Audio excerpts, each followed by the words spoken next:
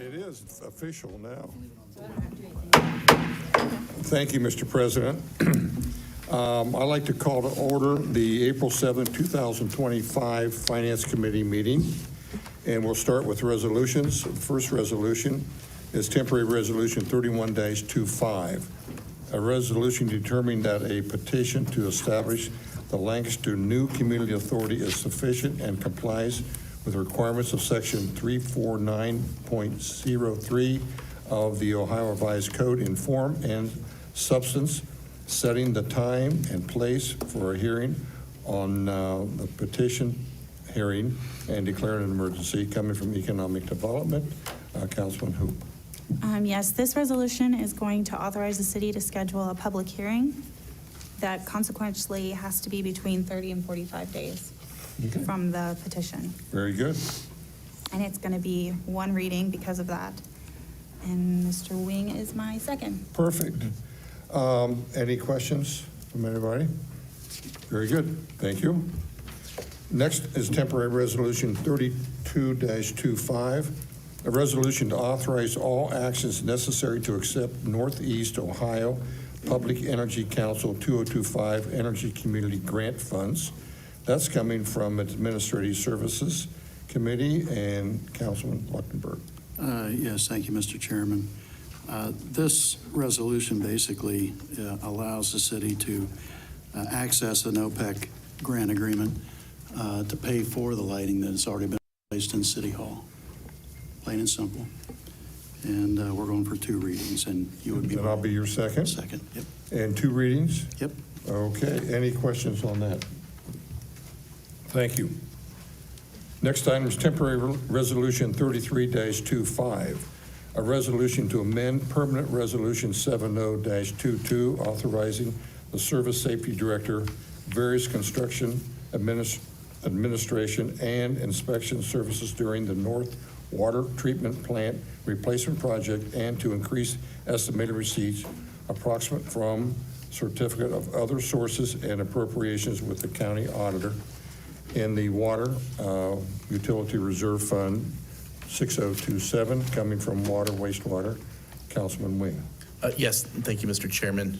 We have this piece up tonight because we have almost exhausted all the funds allocated by council 3 years ago for engineering services at the North Water Treatment Plant, and would like to invite Stephen up here to speak to this piece more.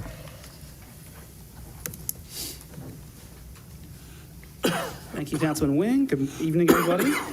So yes, as noted, this legislation is asking to amend a previous resolution back in 2022 that did authorize a contract amount up to $6.5 million for our engineering firm Arcadis on the North Water Plant Treatment Project for construction administration and construction inspection services.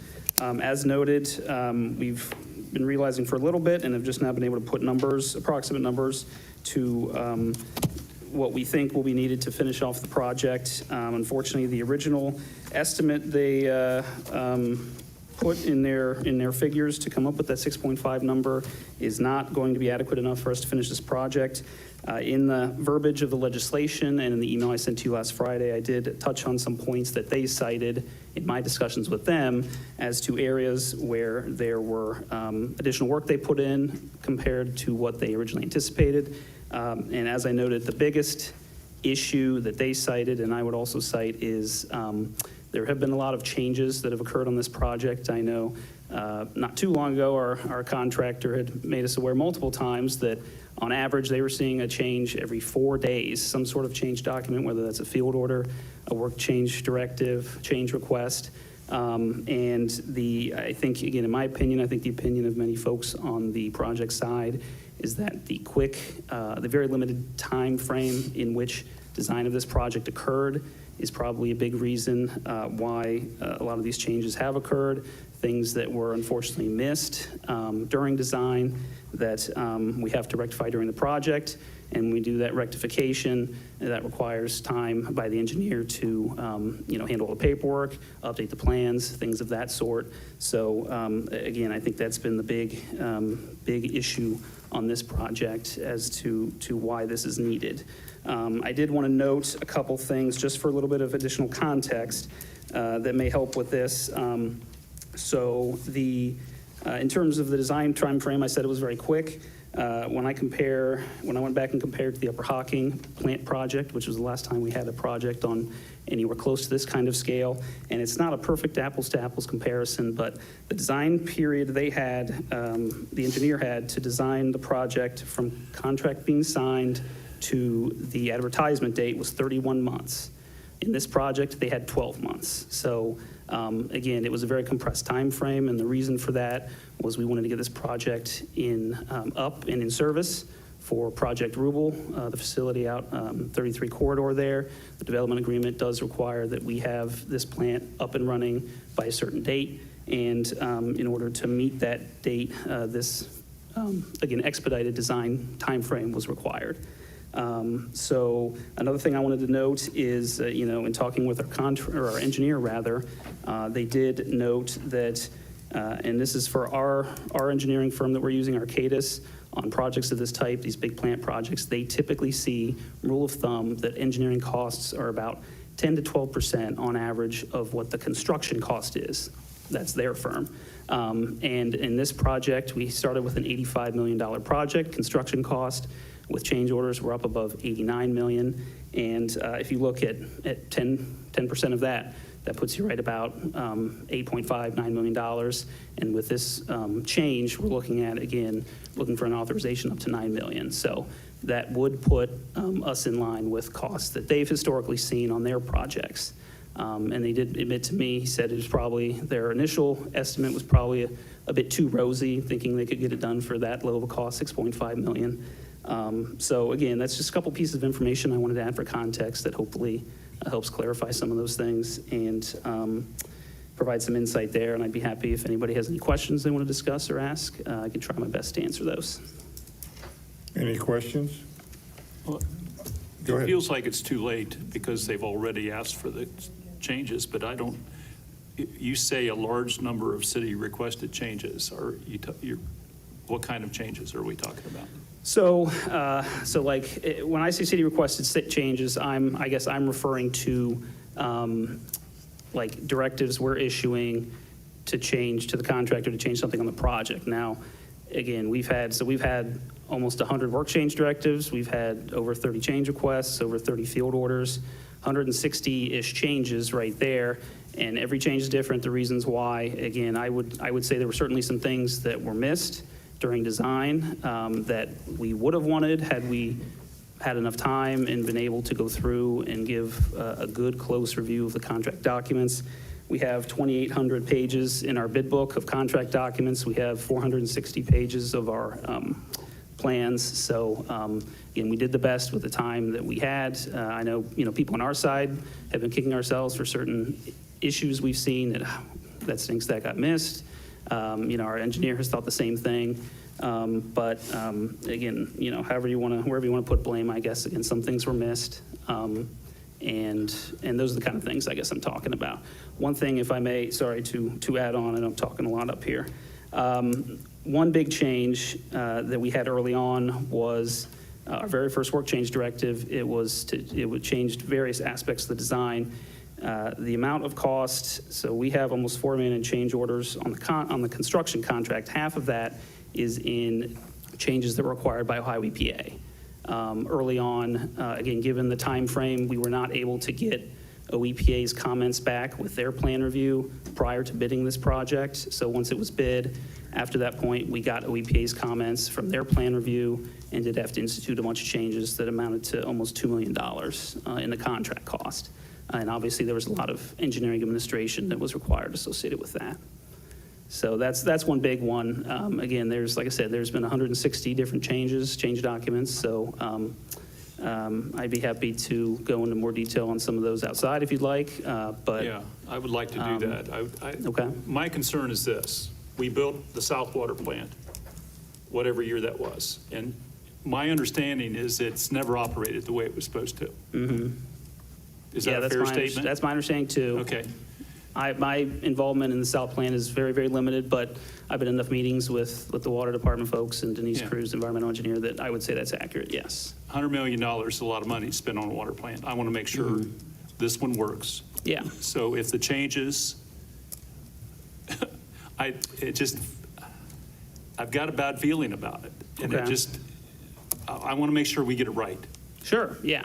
Well, and that's what, I mean, I would say, again, we're making changes because we feel, Department of Water feels that the changes we are making on the project are because that's exactly what we want and what they want too. And things that if we didn't change would have resulted, in many cases, on a less good product, let's say. So I would say that's, again, that's a facet of the changes as well. We'll set something up. I want Yeah, to know what absolutely. they are. That's perfectly fine. Thank you. Yeah, of course.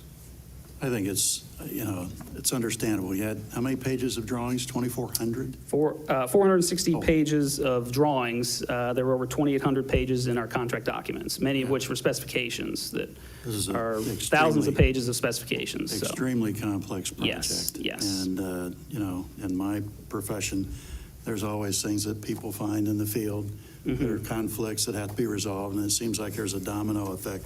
You fix one thing, and then you got to change another thing, got to change another thing. So I get that. Mm-hmm. One question I was just wondering, where is this money coming from? Is this in the budget? Do we have a contingency fund in the 2025 budget? So this project's being paid with a loan from OWDA. So this will be paid back. We have a 30-year term on this. So the construction cost is all being paid by them, and we're going to pay it back through this loan. The engineering costs, I guess specific to this legislation, we are getting reimbursed for that, and that's being lumped into the loan too. So we do have funds in our 6027 fund, the Water Utility Reserve, I think is the name of that, that we are paying the engineer initially with, and then we're turning around within a month or so, weeks, and asking for reimbursement of those funds from OWDA, so that we're not, hundreds of thousands or millions of dollars in. So the OWDA is providing us a loan, Yes. 30-year loan that we're now adding $2.5 million to. So our payments over time will be higher Yes. over that 30-year period Yes. to account for this. Potentially, and again, the 2.5 is what we think is a conservative number. Hopefully, we're closer to the 2 or even a little less. But yes, it could be up to 2.5 million per this legislation. And yes, any additional costs are going to be added into the loan.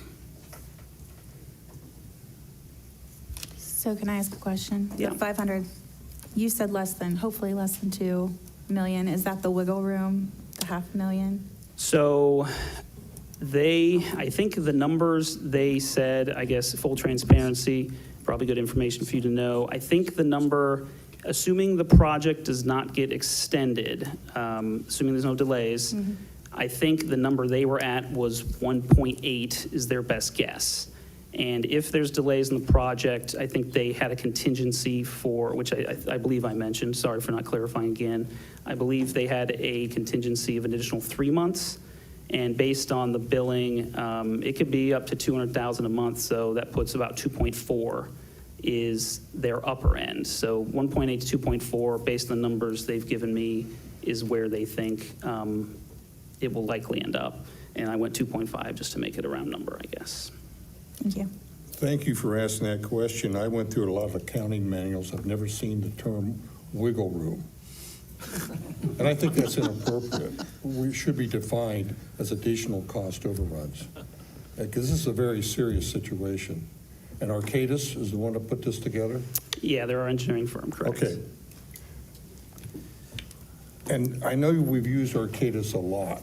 Apparently, we've got some deficiencies with Arcadis, and oftentimes you brought legislation, or Denise or somebody, who waived the bid process on selecting an architect, engineer type person. Yeah, that didn't occur here. We do our, I'm not saying this one, I've heard that, Oh, okay. not today, but in the Okay. past, over the last 15 years. And I don't think, we need to, these were all property bid out. Lowest bidder got them. for construction contract. But I'm talking about. For engineering, it's a qualifications-based. The Ohio Revised Code has a qualifications-based selection process. We cannot factor cost in. So when we're selecting engineers to do these projects. I get that. We're looking at qualifications only, and then we negotiate costs after. Yeah, I'm looking at competency of the firm. Yeah. This is totally unacceptable. And do we not review the plans? No, we do, yeah. We have multiple review stages so we where we didn't get catch time them to either. review. Again, yes, I mean, you can assign blame internally, I'm not trying to externally. point blame, I'm trying to Sure. understand, because I've dealt with this for 15, 18 years, and I know projects have come in of 30, 40, $50 million with virtually zero change orders. Mm-hmm. And I bragged about that to other people, that we have a very strong process, Yeah. and this is kind of setting it back, and I think we need to take some good look at how we evaluate these things. Okay. Yeah, I'm happy to provide any additional information you feel is necessary. In terms of change orders in this project, I'll note, looking at the construction side of things, again, we started at 85, we're at a little over 89. We're in like the 5% range, which that's kind of right in line with the average for construction. So despite all the changes we've had, it's not been an overly, the change order percentage has not been overly high from kind of an industry standpoint, my understanding of what typical numbers are. Okay, now, But we may only have 5% in change orders, but we have a 38% increase in fee. Sure, yes. That's enormous. I mean, that's huge. I do want to say in their defense, if they've done a project similar to this that took them 30 months to do the drawings on, and they only had a 12-month period, and I guess this is because of Google's time frame. Yes. And we had to accelerate getting this project done in order to meet their requirements for coming to Lancaster. Based on, Is that- yes, based on when the city agreed to have the North Water plant in line and the water from that plant available for Google, that was the driver for that expedited design timeframe. I mean, yes. if I only had a third amount of time to do a project of this complexity, no set of drawings is perfect, and I totally understand that. But the increase in fees versus the increase in construction cost is a little bit high, I think. the last question I had, I do not expect this today, let's say by June 1st. We have thrown millions and millions of dollars on various sources of debt here, there, and everywhere. And I'd like to know what our debt service coverage is, Okay, broken down by now, Trish, the auditor would have some records, but I don't know you have the precise records. But, we have, I don't know how many of those loans. I'd like to know what the debt service is, the terms, the rates, and where the money's coming from. so you want to know existing debt? All the existing debt. Okay, Now, here's another For 2.5, so that water 6.5 becomes specifically? water and wastewater, and in what we're doing now, inspection, next one down, 3 categories. That takes time to put together. I would Sure. hope you have that. yeah, we have that information. Yeah, that can be compiled relatively quickly. but So, yeah, that's not, Let's get this project going, but I want a report, because we should know how much money we're spending on debt, and when the maturities are, and all this and that, and it's a lot of money, and I just want to know where we are, sure, yeah. please, but not tomorrow morning. Understood, yeah, thank you, yeah. Becky, you had a question. So, of course, I'm right. How long have we used Arcadis? So we've been around for decades. They've definitely preceded me. Previously, they were known as Malcolm Perney. Malcolm Perney was bought out by Arcadis, I don't know how many, 10 or so years ago, maybe. But between Arcadis, Malcolm Perney, it goes back to the 90s. We've been Okay, have we using ever them. looked maybe just, I know we're into this project, but have we looked to see if maybe there's somebody else maybe out there that maybe we should use? So again, to speak to what I said previously, for these projects, really any projects over 50,000 in fees, we have to do a qualifications-based process. So we're looking at qualifications, and again, based on how we rate our criteria, that's how they get the job. So So, and are any contractors that we used on the South Water plant? Because I know that has just been, I've toured it, and there's just been so much there that's just not okay. But Are there any of those contractors that's working on the South Water Plant, working on the North Water Plant? Any of those contractors? I can't, I'm sorry, I don't know that right now. I can get that information for you if you'd like. You're talking about that are currently working on the South Water Plant? No, well, 'Cause or I know any there's that work when it was ongoing. built and all that. Oh, okay. Are any of those contractors working on this project? Not that I'm aware of. So Kokosing is our primary on this project. They were not involved in the South Water Plant back in the day. I know there's a URS. I don't know if they're the Okay, engineering I just firm or if didn't know they're a if- 'cause contractor, it- but I can check on that for you. But Okay. I don't know offhand. I'm sorry, I can't answer that here. Okay, thank you. Please copy us Treasurer- all on your answers. I'm sorry. Sorry. I think we all need to be copied on answers to Yeah. the various Oh, questions. absolutely. Yeah. We all Yeah. have to vote on stuff, and we need to know exactly where we are on this. Right, right. And you said I'm sorry. July 1st? Should it June. be before June? Oh, okay, okay. I can get that. Sorry. I can get that much quicker, I think. Well, I'll I don't work want with to take Denise away from and, critical work right now to Sure. finish this stuff up. yeah. That- No, I that's don't your think that'll call. be an issue. So Thank we'll get you. it to you relatively Thank you. quickly, I think. Treasurer Stoughton? I just have a couple questions, Stephen. Yeah. So I heard you say we're 89 million right now on construction. Give or Yes. take, we'll call it 90. 89.3, give or take. Let's call it 90. Okay. And then the other bucket of money there is also what we've spent in engineering, is that right? That we're also going to be financing? Yes, correct. It'll What's be that? engineering. So again, that's the 6.5 that we currently have, and anything that's authorized by council additional. So that's a total number, that's a total So- engineering number for the whole project? I'm just looking for what the total, if we had to Yes. ballpark it today, what's the money? we're Yeah, gonna so let's finance? say 9 million's approved, for the purpose of argument, when you add in almost 90 million, so we're going to be close to 100 million Okay. in the loan Okay, and then my other. over 30 years. Perfect, thank you. The follow-up is, do we think we have the consumption over 30 years? I mean, I assume we do. Yes. Based on the modeling that continues, to make sure we pay that debt? We were given a number by the water department, what they felt they needed to pay the debt, and it's been reviewed, and those numbers are, we're at that point now where we're consuming enough water at this point that would pay the debt with no issues. But I'm talking kind of in the future, so you're, and I assume phase 2 coming online, I mean, that changes kind of how much consumption they're going to have, right? Right? And then I guess my question is, has any of that changed to the point where, I assume, we have rate models that go out that far as well, potential, you know? It was all modeled for the, Yeah, I don't know how far it went out. I'm sorry, I can't answer that currently. I hear people talking about, cost. Yeah, back in the day, it was modeled all the way out in 2021, 22 timeframe. Okay. It was all laid out. But that's a whole different picture in the model in 2021 than it is today, which is why I'm asking the question. No, it's great. I used to have more access to information than I do now. Right. So, When we started this, probably it was 75 million, and it went to 90, and now we're. well, that doesn't count the wastewater. Well, no, I get that. And where's the wastewater, would you No, suggest? but I'm just focused on the water piece here. Thank you. Do you know how much the wastewater debt is? I do not, sorry.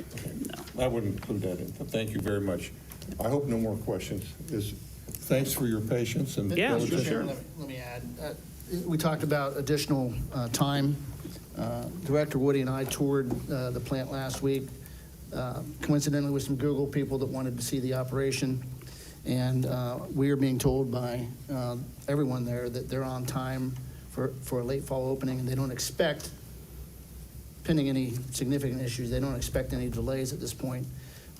Great progress has been made, and they're moving forward towards testing, and they feel it's going to be turned over to the city for operation by November 1st. That's the current estimate, which means that, 2 or 3 months that you spoke about would not likely be needed, but we have to prepare just in case. Yeah, and we're at the stage of the project where pretty much everything's on the critical path, which means if there's a delay in it, it's delaying the project as a whole. So, Right. again, we wanted to have a little contingency in there, just in case, again, something unexpected popped up.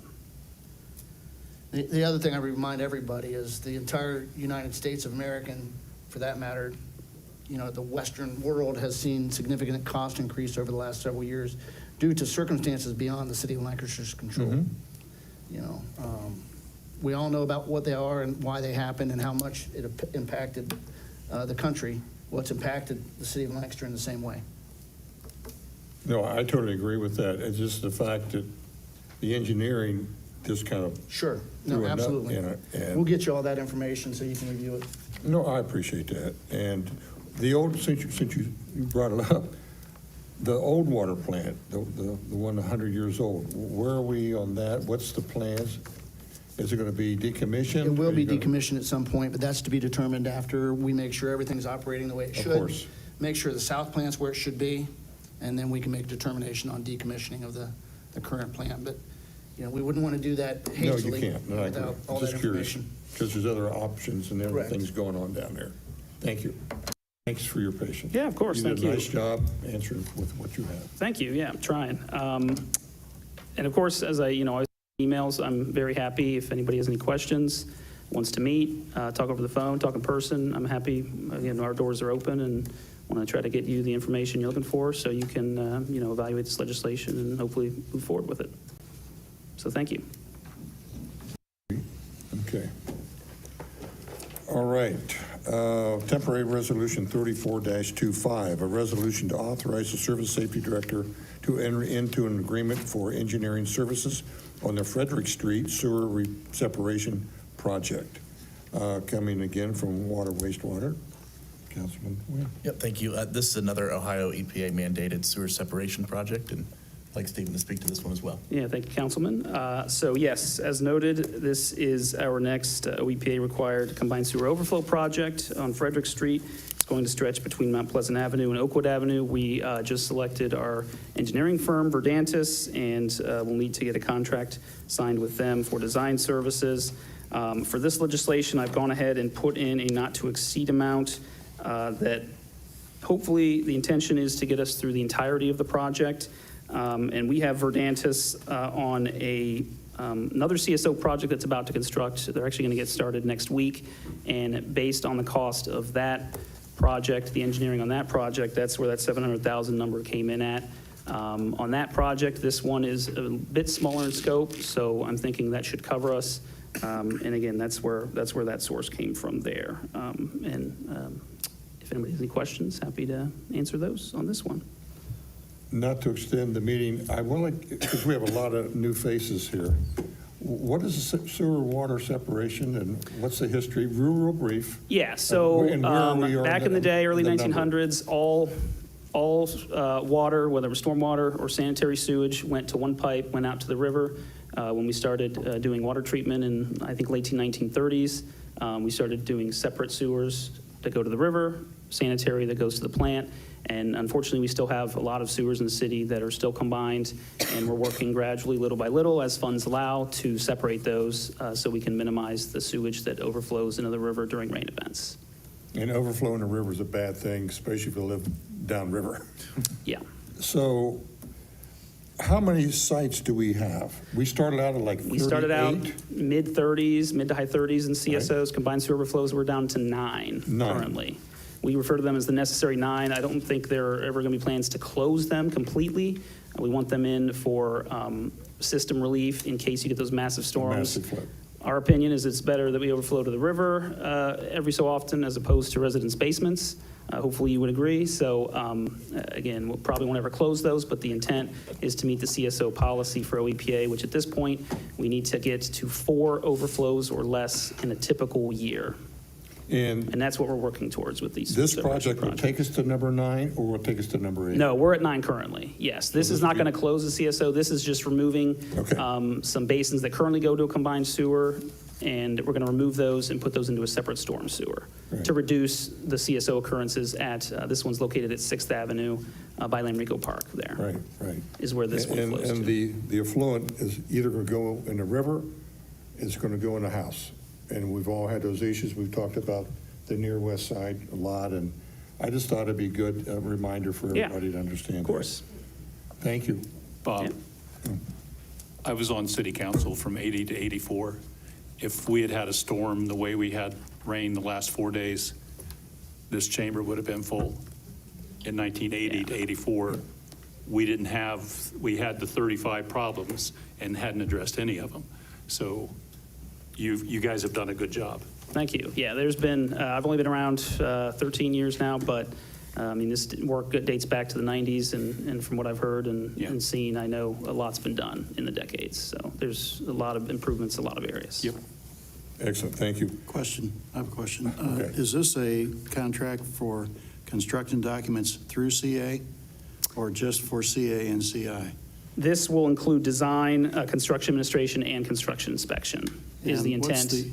What's the estimated construction cost of this? We have not received that at this point. It's still way too early. They need to put their design together. Again, we haven't designed anything. We just got them on board, so we don't have that at this point. I could look based on just general footage, compare it to what the bids we got for this East Main Street project to give you a ballpark idea, if you'd like. I was just curious how 700,000 compares to that, if it's in the 10% range or Sure. 12% or 15%. Yeah. Because I understand they're doing CI. I don't know if, I guess the water plant project includes CI as well. So- Correct, yes, construction So inspection. this one yeah. should be around 10% then, I would hope.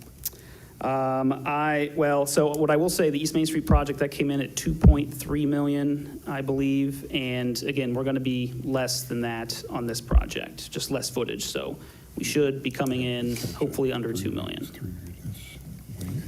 Thank you. Yep, Thank you. yep, sure thing. Thank you all. Yes. And you? Yeah, so for the previous piece, let's see, for 33, Councilman Ailes will be my second, and we'll go full 3 readings. And on 34, Councilwoman Tino will be my second, we'll also go full 3 readings. Okay, perfect, thank you. Temporary Resolution 3525, a resolution authorizing the Service Safety Director to dispense with competitive bidding and enter into a contract with Rosenbauer, South Dakota, LLC for the purchase of a 2026 Rosenbauer Commander pumper truck for use by the Lancaster Fire Department to appropriate funds and to declare an emergency. Coming from Councilman Bizjak, Safety Committee. Thank you, Mr. Chair. Once again, this legislation is, much like the title implies, authorizing the Service Safety Director to dispense with competitive bidding for the purpose of purchasing a new pumper truck. The truck is expected to cost at around roughly $1 million. Thanks to the efforts of the fire department and the city administration, we were able to secure a credit of around $48,000. However, due to the recent economic climate with tariffs and everything like that, there's going to be an additional charge of $61,000. I do want to emphasize, though, that should the climate surrounding tariffs change for the better, the company has assured us, if I am understanding this correctly, Chief, that we will get that money credited back to our accounts. That is correct. Chief Schultz, am I missing anything else on this legislation? Nope, that was a great summary. So we're set to replace a frontline engine on the east side of Lancaster. The truck that's right now has been serving reliably for over a decade. We recognize that the cost of building fire apparatus have risen dramatically over the last few years. So to do our due diligence, we reached out with all the major manufacturers in North America.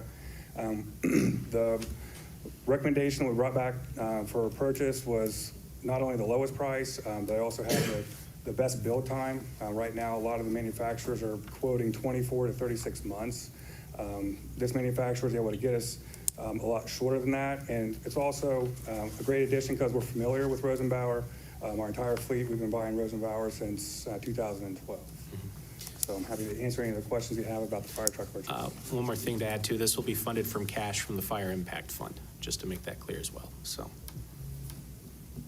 Good, go ahead. What's the life of that type of truck? The lifespan? standard is frontline use, approximately 15 years, and then with proper maintenance, we get another 5 years in reserve status. So the vehicles replacing went in service in 2013, so we're at 12 years. With the anticipated build time, we're right about the 15 years for the frontline service on these fire apparatus. Okay. I did have one other question. I totally forgot what it was. Thank you. While you're thinking, did you want to? So just to make sure, you need 3 readings, or is that okay, or do we need to go 2 or whatever to get it? That's a good question. 3 readings is sufficient. Working with the salesman in this company we've done business with for nearly 15 years. They have great respect for the legislative process here, so 3 readings will be fine. They will hold that that spot on the build line and the price until 3 readings will be sufficient, so that'd be fine. Okay, I guess I'll have to ask the question again. I have my mic on. I can't believe they can't hear me without it on. So I was just asking if you needed 3 readings or if that was, we could do less, and that's what my question was. Thank you. Now you got it. I remembered. So I know that sometimes we get rid of these trucks, things like that we're replacing. Are we doing anything like that? What are we doing with the old truck? The apparatus will go into reserve status, so when a frontline truck goes down, it has maintenance issues or just normal preventative maintenance. We have to have a truck to go into service immediately. So the vehicle replacement will go into that reserve status, and it also serves as a backup for our ladder truck. We don't currently have a reserve ladder, so when that truck goes down for maintenance or testing, the reserve apparatus fill in so there's no disruption in the coverage for the citizens of Lancaster. Okay. And do you know if we have any additional trucks that are ending toward their lifespan as well? For right now, the engine that's serving the west side was purchased in 2018, 2019, and this purchase of this engine now would give us many more years to forecast and look at what the needs would be. But no, I don't see the need to purchase a fire engine in the near future, but we do need to consider the replacement of our ladder truck. It was put in service in 2006. The recommended lifespan on those frontline service is about 20 years, which we're getting close to. So it's just something I want to make council aware of. It is part of our strategic plan that we look at replacing that apparatus in the next couple of years. Thank you. And why don't you give them the number currently? So it changes all the time. The fire engine that we were looking at, I said significant increase. The Commander pumper we bought in 2018 was $590,000. This truck came in at $1,038,000, and that there has been improvements in the technology. We eliminated some systems that were too costly to maintain or things we didn't think that we needed. The ladder truck, when we bought it in 2006, was $900,000, and then the prices we're seeing now is $2 million and above. So unfortunately, they haven't gotten any cheaper, but we do have a very good preventive maintenance program and keep these trucks on the streets for as long as we can. Yeah. I wanted folks to know that this is an expensive situation, but yet you need it. That is correct, sir. Right.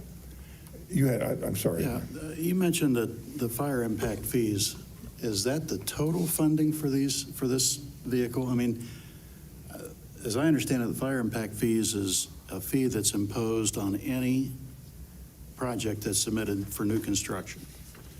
So all the new construction, they're the only ones funding this fire truck? Wouldn't that be something the whole city ought to be paying for? Well, that's a great question, Councilman. The fire impact fee was implemented, if you remember, in 2005 after the Kellum impact study, and they looked at residential growth and commercial growth and the impact of the city and the services would be over the next 20 years. And they, using a formula, turned that into the actual the cost in dollars of the fire impact fee. We collect currently at the residential rate for every home permit, $2,200, and for commercial construction, it's 95 cents a square foot. The legislation does have opportunities built into it for exemptions at the discretion of the safety director, but no, it is funded by the construction that we've been having in Lancaster since 2005. It just doesn't seem fair because the trucks, service the entire city, not just the new construction. So if I would, Mr. Luckenberg, Yes. that's the sole reason for the impact fee. Well, I understand. So the impact fee is designed to help pay for fire apparatus or fire cost associated with the impact that people make on Lancaster over a period of time. So this money isn't collected only in 2024, it's collected over a period of time, and it's used to buy fire trucks or to pay for upgrading a building or anything related to how new construction impacts the city of Lancaster's fire department. So it's being used exactly for what it's designed to be used for. Well, I understand. I don't know. The new truck is going to service all the existing homes in addition to the new homes, but the new homes are the ones bearing the So think burden. about it this way, that impact fee was designed to protect current citizens from eating the impact of new citizens coming in with new residences, new apartments, new numbers that we hadn't serviced before. So it's about the new people moving into the community, sharing the load with the current people in the city, and that's why this impact fee exists. Okay. You might look at the fact that the older properties are the ones that are greater risk because of the building codes and generally speaking, unless someone does something stupid, but, and they need the protection. And again, we hope to use some of the money for the new construction of the firehouses. I mean, as we promised to the citizens, we're going to do it. Oh, and I should, if you don't mind, correct that the safety director does not have the ability to waive impact fees. The impact fees are based on a city ordinance passed by this council, and it's a credit system under specific criteria set in Lancaster City Ordinance. So there's several criteria where a person could or company could receive a credit, but they're specific, and they're not. It's not just if the SSD wants to do that. And obviously, the fees vary from year to year. For instance, 2003, we collected $88,000. Last year, we were well over $1 million because of what was going on. And with what we have approved through the city of new construction of apartments and housing and other commercial properties, I would think it's going to continue a good pace the next several years. And we've got a lot of capital expenditure to deal with there. And so that's important to understand. Any other questions? Good questions, appreciate them.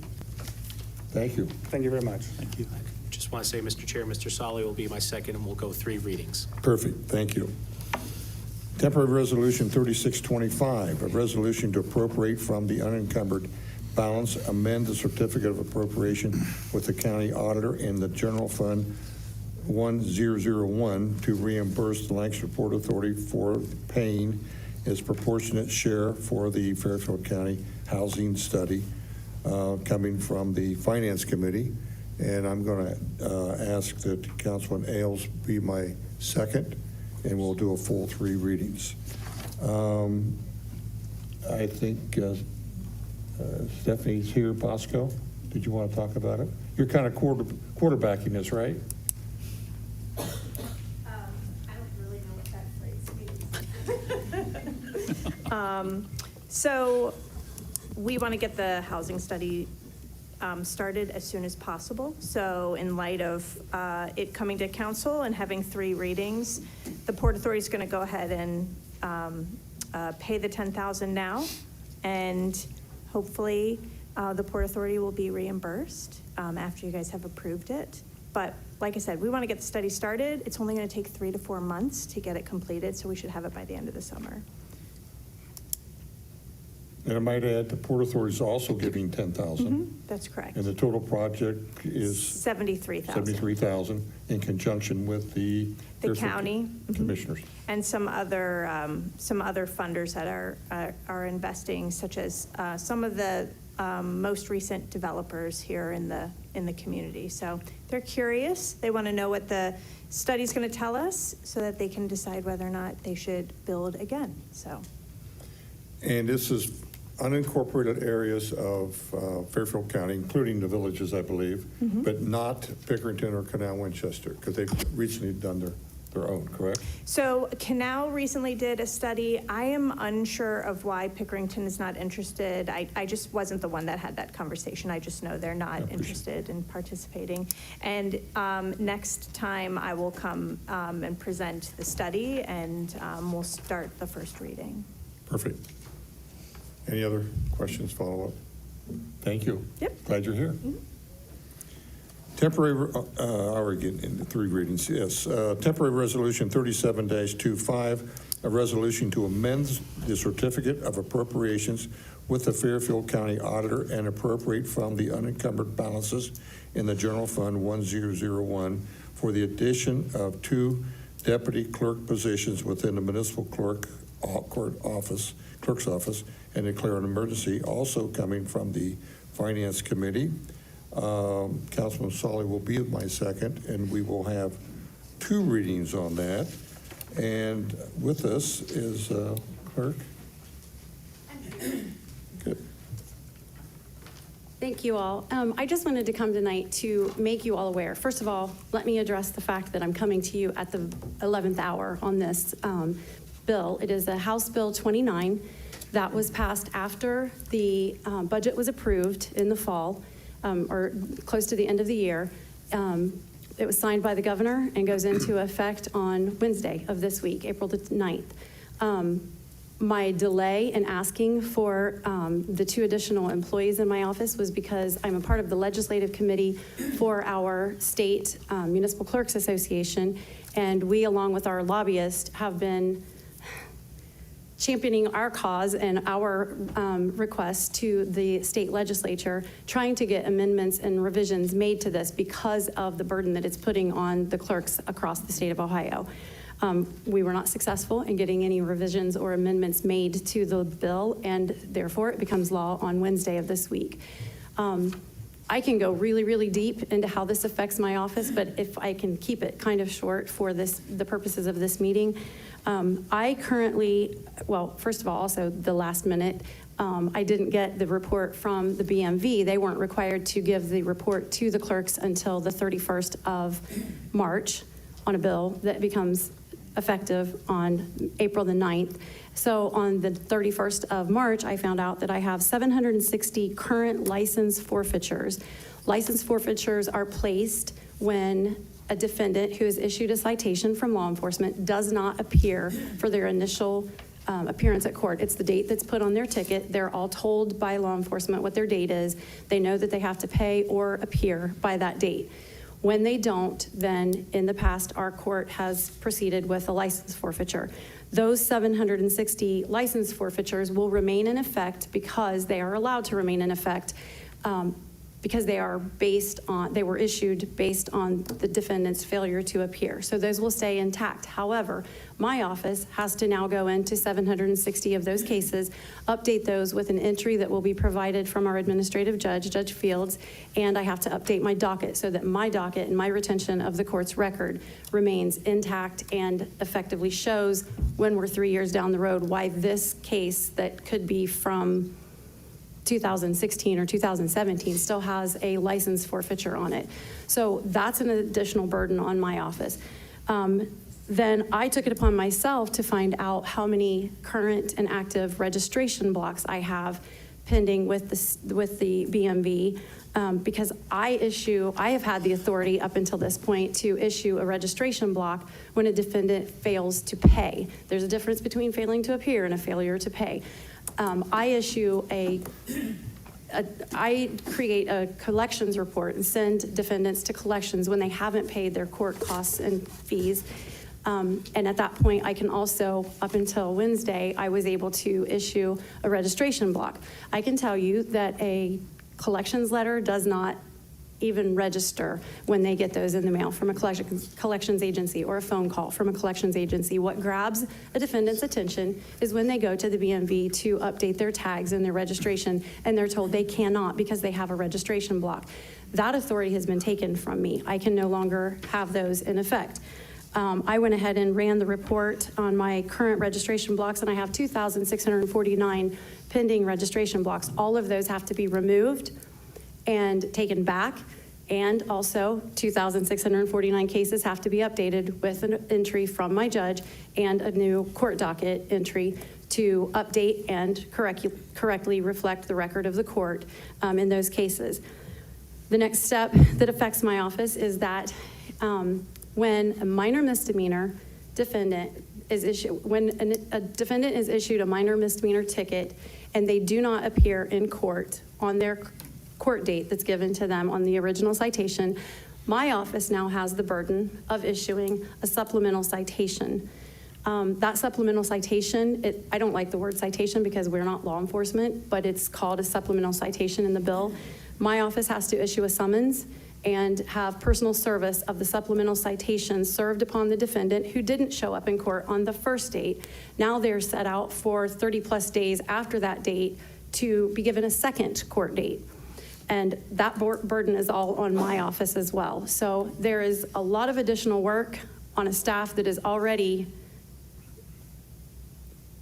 heavily burdened by all of the other reporting and requirements that we have pursuant to the Ohio Revised Code. And that is why I'm looking for this. And again, I apologize for the fact that it's last minute. I did initially ask for one reading on this. I am fine with however many readings council decides that they need to have on this. But this starts on Wednesday, and I'm under the gun on Wednesday, so. Thank you. Questions?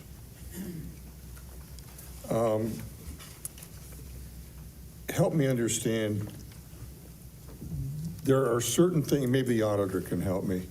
There are certain expenses that the municipal court shares with the city of Lancaster and the county commissioners, correct? Like salaries and some certain judges? The sharing on my part, not with the judges are separate from me, but with my budget, the county pays 2/5 of my salary, the city pays 3/5 of my salary. Only of the leaders. Yes. The county does not pay any of her employees except, I think, for a I have part-time. I have part-time. Two part-time that they pay for. And they have no benefits. It's Right, no just benefits. straight salary But the from the only county. thing that is per Ohio Revised Code that they have to pay for is 2/5 of the LEDA's salary and benefits. The employees are 100% the general fund of the city's obligation. Perfect. I wasn't real sure, and I didn't want the county to be left out because I'm sure they'd want to contribute money to this. Of course they would. Okay. And the comment is, I would say, so we got $148,000 benefits, salary, new money to the budget, Yes. which is totally an unfunded mandate by the state of Ohio. Yes. That we have no control over. And I think it's important for everybody to understand as well as deals we've got to do. So, thank you. I appreciate it. Good job. Thank you. Thanks for Chairman, can I add a couple little things? You had a comment. I'm sorry, Mayor. I just wanted to say, this is a significant burden that really, Valita just touched the surface. It's beyond that. They're demanding personal service on these secondary citations. I think strategy maybe to use certified mail, maybe? There is. Here is why we're not going with certified mail. So to serve these supplemental citations, we have 3 choices. We can do that electronically. We have no means to do this electronically before they've ever appeared in court. The uniform traffic ticket has a place on there where they can provide, no defendants provide that information at their traffic stop. So we don't have that electronic means from the get-go, their cell phone number or their email address. Our other 2 means of service are either by personal service or by certified mail. We are avoiding certified mail at this point because certified mail is going to then, I'm going to come back to you and have to increase my line item for postage because certified mail is incredibly expensive. It's also, I know from my civil division, incredibly, incredibly slow. I would not even get the return of service back from a piece of certified mail before I was setting that 30-day hearing out from their original court date. So we're going with personal service. The other reason we're going with personal service is because both can be added to the defendant's court costs, but again, the certified mail is going to be an initial cost to me, where I can just increase their court costs by the service amount. You bring up a good point, though, because this is going to be a burden on law enforcement as well, because it's touching a lot of different people. My point was, it's much more than certified mail cost for a police officer to get this and take it to deliver it.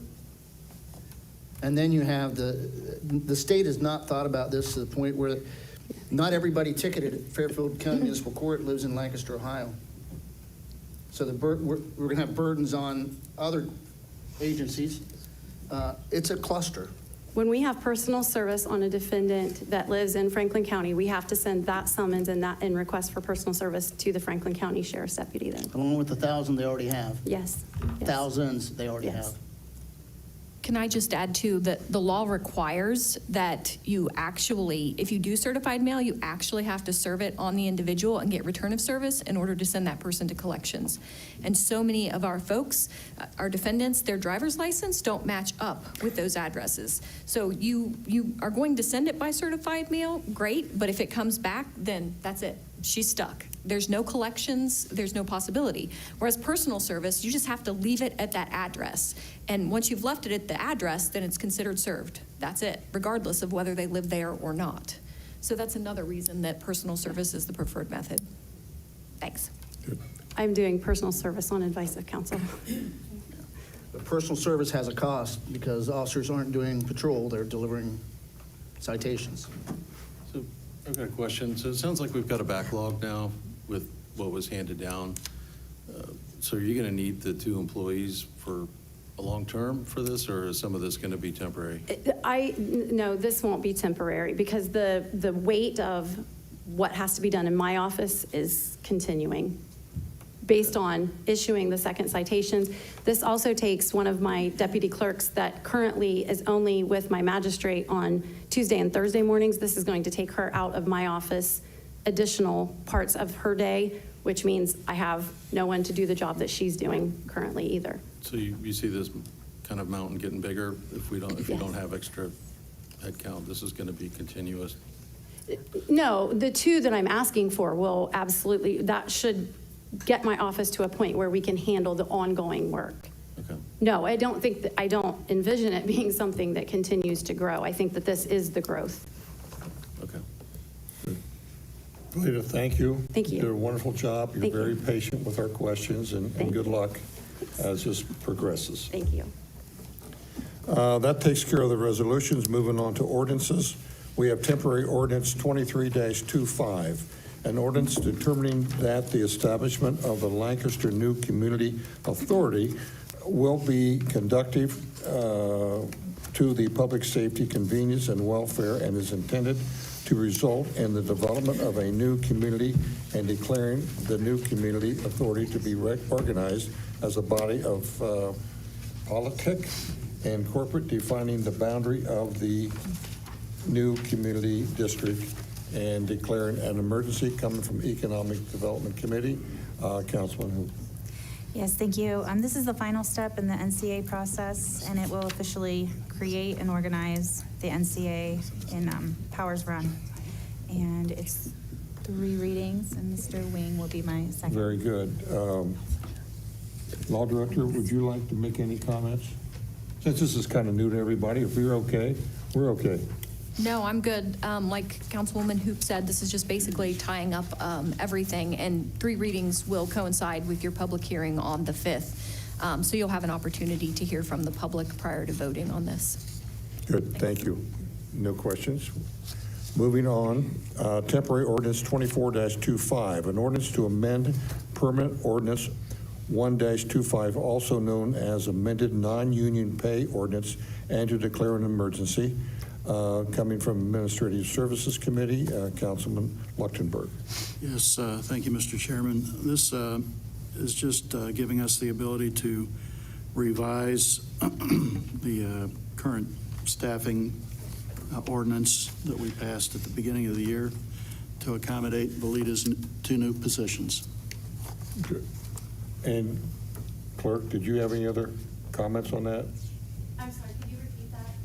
Well, we just have an ordinance in front of us to. The pay ordinance. Pay ordinance, for your 2 new folks. No, it's the 2 that are added are the 2 positions. Okay, that's in the ordinance, and that's fine. Any questions? Thank you. Well, that you'll be my concludes second. the 3 readings, and you're my second. Thank you. 3 readings, and I will agree to do the second. Thank you. Now we'll move on to other discussion items. Any departmental updates? Haven't you talked enough? Unfortunately. Sorry to add more time. Hello again. Hopefully it'll be relatively quick. I felt it was important to inform City Council of a piece of legislation. I'm hoping to introduce it next council meeting. I had made some motions to try to get it introduced at this meeting, but it was pulled off because there were some questions, and hopefully, again, what I'm saying here will help answer some of those questions and make clear, the reason for the legislation. So this legislation is asking for authorization to enter into an engineering agreement related to some flow monitoring and subsequent analysis we want to do in the River Valley Highlands subdivision. For a brief bit of background, the watershed of the subdivision, River Valley Highlands, is separated into a west side, east side. On the west side, back in the 2010s, we had a lot of infiltration issues into our sanitary sewer. Those of you who've been to City Council perhaps recall, up in the northwest part of the subdivision, Cross Creek, Fernwood, Two Ridge, those streets, those areas. There was a lot of infiltration in the sewers. It resulted in wet basements, backups into the basements. We did some work to remove some of that infiltration from that portion of the sewer, and things have gone well, thankfully, since then. The east side of the subdivision, which of course, was all built relatively similar time frame by the same developer. We've always had thoughts, concerns that there could be similar infiltration issues on the east side. We have not taken any deep studies into that to this point because we have not, thankfully, had any wide-scale water and basement issues. With that being said, what kind of prompted this and pushed it up in the priority list, we had a developer that inquired about connecting into the River Valley Highlands subdivision on the east side from a property that is currently outside city limits and was never factored into the design of the subdivision. And in order to determine whether or not it would be prudent to allow them to connect in, we wanted to look and do this study to make sure we felt good that having them added in would not cause any issues for residents within the subdivision and result in basement backups. So I will add, I know this property, I think the interest apparently has been pulled or isn't occurring anymore, but I do want to point out that there are 6 other properties to the north and east of the River Valley Highlands subdivision that could hypothetically want to connect in and ask to connect into the sanitary sewer.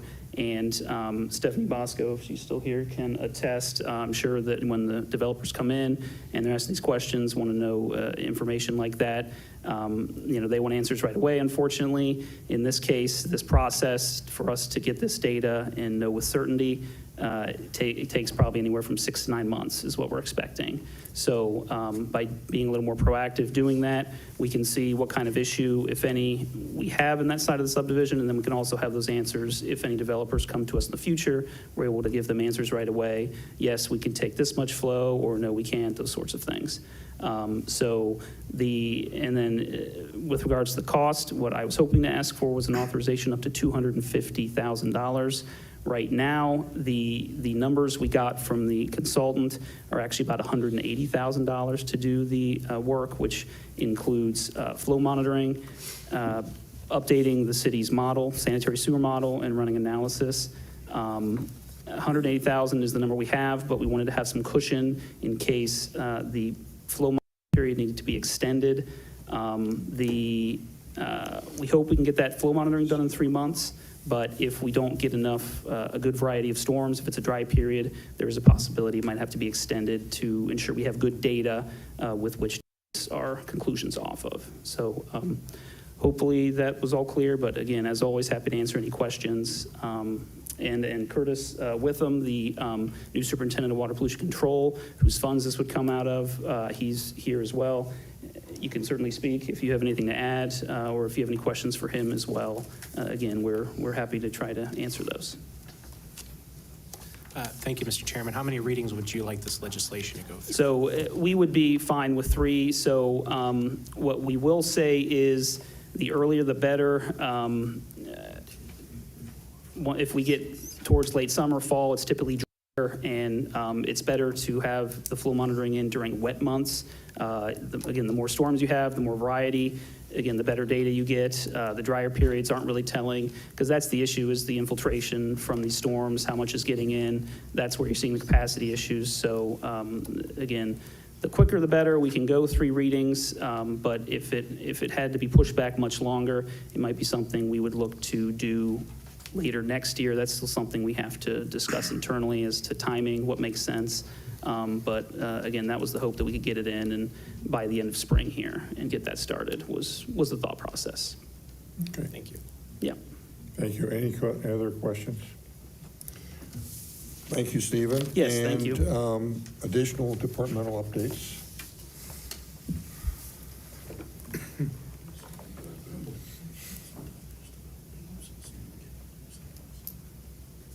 Good evening, Council. Just want to bring up speed on something that happened to one of our vehicles, our cemetery supervisor's vehicle, on about 2 weeks ago on the 27th of March.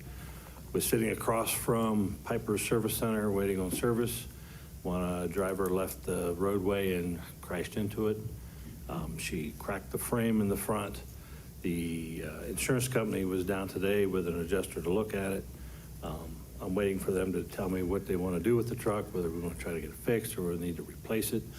I do have a quote for a Ford or a Chevy pickup to replace that. It's around $45,000 at this point, but I've been told that that price is only good for about 30 days with everything that's going on with vehicles. But either way, whether I got to get it fixed or got to get it replaced, I'm probably going to need to have a new appropriation made, which will happen at next council. And if we're going with the replacement, with the current one, I may ask for one reading just to lock in that price. So just want to make you aware of that. I'm assuming the car was totaled? That's what I'm waiting on the insurance to tell me. If it's, Right, the okay. frame is broke and probably bent. So my guess is the truck's 10 years old. My guessing is they will total it, but that's no guarantee. Okay. They had insurance, so our select insurance will probably fight with their insurance, but at this point, we're down a truck and it's a vital piece of equipment for cemetery, so hopefully we can get it rectified quickly. Very good. Other questions? Thank you.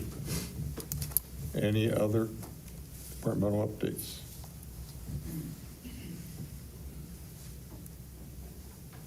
I'll take a moment to follow up on Stephen's comments about flow monitoring.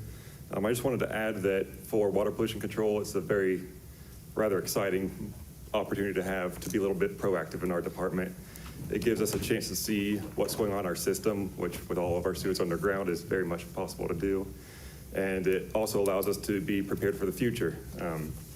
Every system, all of our pump stations, they incurred a lot of extra flow over the weekend, and projects like this allow us to get better prepared for items like that. Probably one of the most common questions I heard over the past few days is, what are you doing about this? What can you do for this? And this is what we do for it. We prepare for the future and we tackle projects like this to identify areas that can have inflow and infiltration of groundwater and rainwater removed. So it's purely sanitary sewer flow in our sanitary sewers. Along with this, it gives us the opportunity to decrease costs at our pump stations. It creates decrease for cost of manpower needed to watch those pump stations. It decreases wear and tear on our pumps at the stations itself. It provides a lot of benefit outside of, are we ready for a possible development in the future? If you have any questions for me, I'd be happy to address them. No questions. Thank Thanks you. for the update. We're getting down the last call for departmental updates. I see none. I will turn the meeting over to President Porter for tonight's meeting prep. Thank you, Chairman Wolfinger. Tonight we have 11 resolutions and 9 ordinances on tonight's agenda. We will also have a special presentation from Curtis Waite regarding gas rates and recent correspondence that went out to city residents. And that's it. Thank you. And do we have any other items for Finance Committee? I see here none. And so I'm looking for a motion to adjourn. So moved. Okay, and all in favor say aye. Aye. We are now adjourned, and it is 7:07. We will convene the regular meeting of Lancaster City Council at 7:20. So who was that?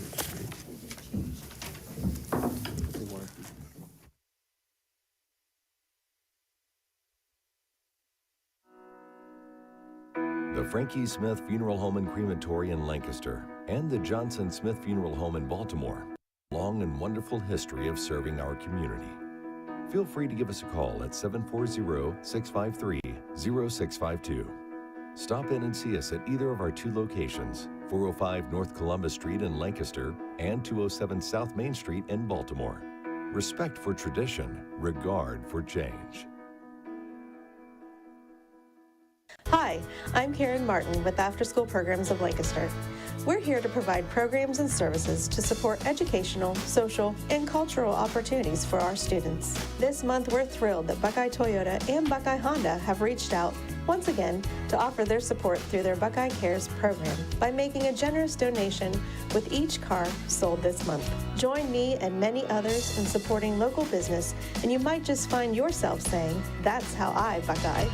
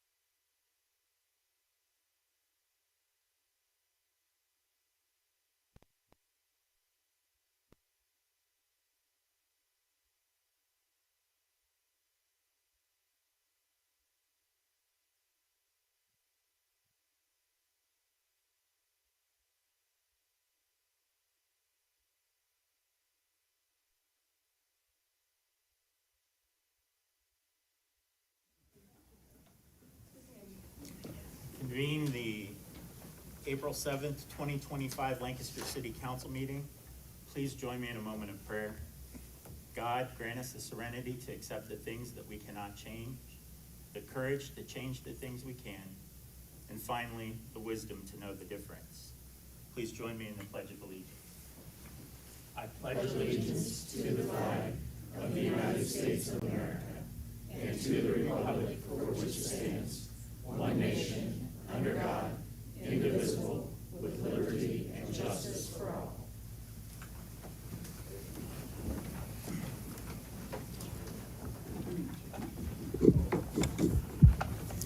Please call the roll. Mr. Ailes. Here. Mr. Bizjak. Here. Mrs. Kripe. Here. Mrs. Hoop. Here. Mr. Luchtenberg. Here. Mr. Schoonover. Mr. Solly. Here. Ms. Teener. Here. Mr. Wing. Here. And Mr. Wolfinger. Mr. Wolfinger, you're here. Here. Thank you. Please let the record reflect that 9 members of Lancaster City Council are present tonight. At this time, I would entertain a motion to excuse Councilmember Schoonover. Make a motion to excuse Mr. Schoonover. Second. We have a motion and a second. All those in favor, please signify by saying aye. Aye. Councilmember Schoonover is excused this evening. Reading and disposing of the journal. Regular meeting minutes dated March 10th, 2025. Mr. President, I'd like to make a motion to accept the reading and disposing of the journal. Second. We have a motion and a second to accept the reading and disposing of the journal. All those in favor, please signify by saying aye. Aye. All those opposed, same sign. Reports of city officials. Email dated March 25th, 2025 regarding City of Lancaster NCA petition submitted by Law Director Stephanie Hall. Email dated March 25th, 2025 regarding Lancaster Powers Run 4-star public notices submitted by Law Director Stephanie Hall. Email dated March 26, 2025 regarding city updates submitted by City Planner, Community Development Director Chaslyn Carter.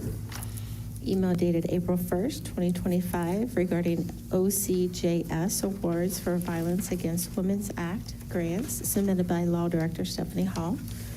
Email dated April 1st, 2025 regarding April 2025 Planning Commission meeting submitted by City Planner, Community Development Director Chaslyn Carter. Email dated April 2nd, 2025 regarding March 2025 City Income Tax Revenue Report submitted by Income Tax Commissioner Amy Hamilton. Email dated April 2nd, 2025 regarding voicemail received from Lancaster resident on how fantastic the potholes were fixed on the corner of her street, submitted by Service Safety Director Carrie Woody. Email dated April 4th, 2025 regarding legislation submitted to council for North Water Treatment Plant submitted by Stormwater Manager Stephen Wellstead. Email dated April 6, 2025, a department update requested on gas department submitted by Mr. Ailes. Mr. President, I'd like to make a motion to accept the reports of city officials. Second. We have a motion and a second to accept and file the reports of city officials. All those in favor, please signify by saying aye. Aye. All those opposed, same sign. We now move to communications. I have email dated March 26, 2025 regarding courtyards at Countryside Section 1 inspection submitted by Amy Schuman, Director of Curriculum and Assessment. Email dated March 27, 2025 regarding crosswalk needed at North Columbus Street and Park Street submitted by Mike Amend, a resident of Lancaster. Mr. President, I'd like to accept and file the communications. Second. We have a motion and a second to accept and file the communications. All those in favor signify by saying aye. Aye. All those opposed, same sign. We have now reached special presentations, and I'd like Director Waite to come up and give us a presentation regarding the Lancaster municipal gas rates and the recent adjustment to those rates. Yeah, good evening, Council President and members of council. I appreciate you having me in here on such a short notice. We have a very important issue to talk about with the gas rates, and I welcome any any questions or anything, but first I'll go over some of the details on what happened. I gave you a handout. And on that handout, it kind of talks about the specifics of why we're having a rate increase here. First off, I want to start by saying there's three components to the rates. There's a customer charge, and there is a delivery charge, and then there is a gas cost recovery charge. The customer charge and the delivery charge are what funds our actual field operations, and we have not changed those since 2004. Right before I got here, we had about 30 people in our department. That dropped down to around 24 people. So we made, my predecessor, Mike Pettit, made a lot of cuts. Through those cuts and through technology implementation, we have been able to get by for the last 21 years without making any rate adjustments to those parts. The gas cost recovery is just that. It is what we use to recapture our costs spent on gas and the transportation of gas.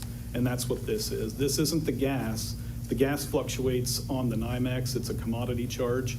This is the transportation of that gas. So, I kind of tell people if you're buying a product on the internet, okay, the product is the gas. And the UPS delivery driver is the transmission company who's delivering that gas. They're both two major components of what makes up your GCR, gas cost recovery. But just to give you a little background, TC Energy last year in around October put to the Federal Energy Regulatory Commission, they opened a case with them to increase their rates that they charge us for the delivery of our gas by about 105%. Very substantial increase. What that equals is about $4.5 million a year into our budget. We did know it at that time. We were able to adjust our budget, so this is accounted for in our budget for this year. Now, if for those expenses, we have to look at it and we have to recapture that in our revenue. So if you look at 4.5 million, we do about 2 BCF a year. So if you take 2 BCF a year, we bill in CCF, so that equals about 20 million CCF a year. And if you take 4.5 million divided by 20 million, it equals about 22.5 cents.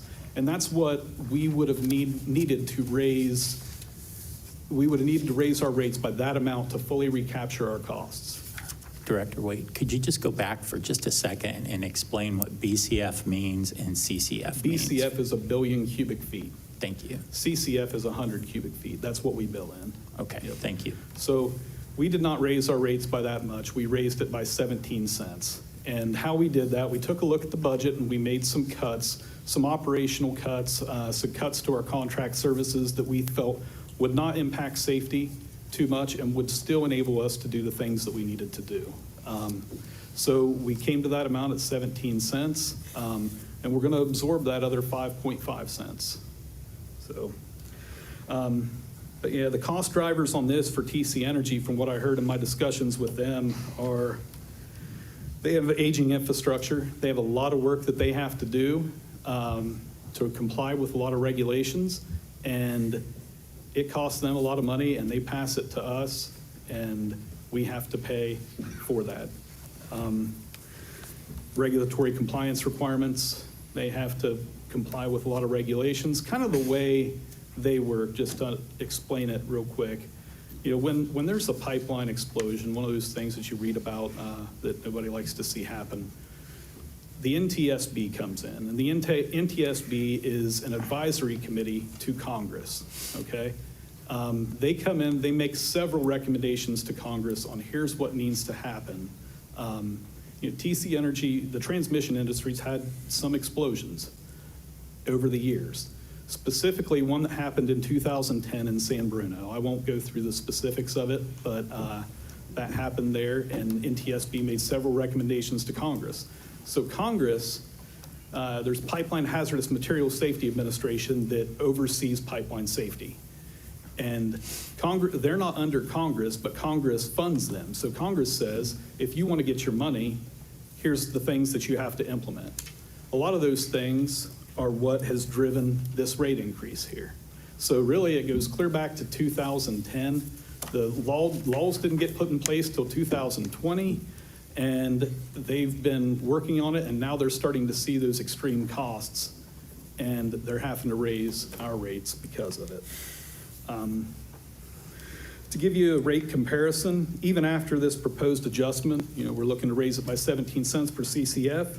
We do estimate that we're still going to stay 15 to 20% below our competition, our main competition being Columbia Gas of Ohio. And let's see, impact to customers. The average residential customer is going to see this increase, this 17-cent increase will be about $8 to $10 a month is about what it's going to look like when it gets down to their level. Now, in the wintertime, it's going to be more expensive. In the summertime, it's not going to be as expensive because most people use a lot of gas in the winter to heat their homes. Okay. And they don't use as much in the summer. Thank you. So one of the things that we're doing is enhancing our customer assistance programs.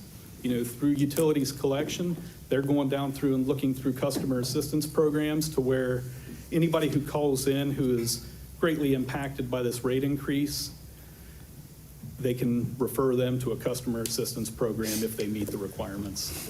So we're trying to get that information out there a little bit more. And we're going to encourage those eligible customers to apply for help. Okay. No. Thank you. Do we have any questions from council members at this time? Councilmember Hoop. I do. It's not really a question. I don't know if this was planned or not, but I appreciate that you raised the rates after winter is over. So thank you. Yeah, we did this just because of the timing of TC Energy. Their rates went into effect on April 1st. Yeah. So we are making our rates effective the following month on May 1st. Thank you. Any other questions from council members? I guess there would be an opportunity here for a little bit of an educational moment. And Auditor Nettles, can you explain? I mean, this is what we call an enterprise fund. Is that correct? That is correct. The city has 5 enterprise funds or business funds. That's gas, water, wastewater, sanitation, and stormwater.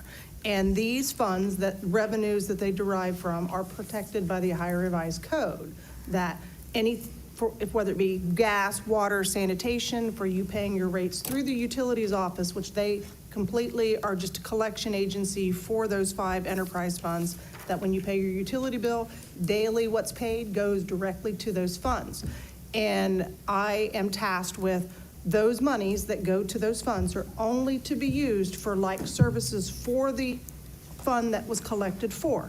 So they cannot, no one else is allowed to use their money. So when gas collects money, water, it goes to their fund and it can only be used for their services. You can't commingle and funds for that, and that gets audited every year by the state auditor's office. So they're in there for their usage. So you can't take gas to use for another enterprise fund or even general fund.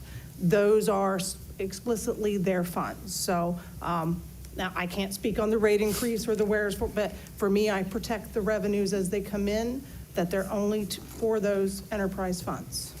And Director Wade, as you've indicated, the actual cost of this is to pay the transmission fees that have been increased due to the federal government's approval of that. Is that correct? That's correct. Okay. And you didn't charge the full amount that was passed back to us? That is, yeah, that's also correct. So okay. Because of our, we're in a good financial position. We had a good, strong winter. We didn't feel it was absolutely necessary at this time to do that. Thank you. Is there any other questions from council members at this time? Got a question. Yes, do you have any data Solomon. on how these regulations, the changes in recent years, how they've affected ratepayers, say like Columbia Gas's customers? Have they seen a similar jump this year? Yeah, I actually have a FAQ of a lot of the questions that we've received over the last week, which have been many. That was one of the questions, and I do plan on posting that on our website, maybe getting a Facebook page out there, Facebook post. But yes, everybody in Central Ohio who takes gas off TC Energy, Columbia Transmission, they're the same company, TC Energy and Columbia Transmission, so if I use them interchangeably, that's why. But every gas company that takes gas off them is affected the same by this rate. They will be seeing rate increases as well. So likely similar, if not more than what we have.